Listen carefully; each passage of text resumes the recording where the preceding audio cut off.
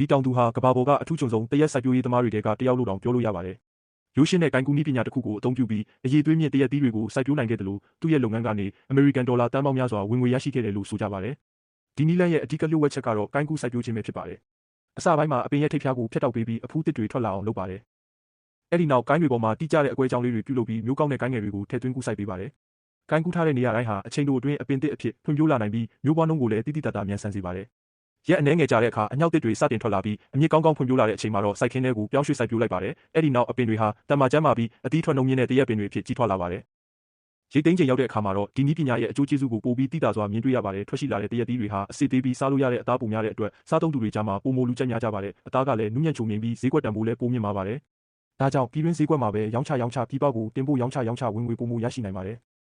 ဒီနည်းပညာကခေတ်မီစက်ကိရိယာတွေမလိုအပ်ဘဲမှန်ကန်တဲ့နည်းစနစ်နဲ့ကျွမ်းကျင်မှုသာလိုအပ်တာကြောင့်တောင်သူများအတွက်လည်းလေ့လာသင့်တဲ့စိုက်ပျိုးနည်းတစ်ခုဖြစ်ပါတယ်။ရိုးရှင်းတဲ့ကိုင်ကူနည်းတစ်ခုကနေအထွက်နှုန်းတိုးလာတယ်အသီးအရည်သွေးပိုကောင်းလာတယ်အမြတ်ဆုံးလည်းပိုများလာတယ်ဆိုတာဒီနည်းလမ်းကသက်သေပြနေပါတယ်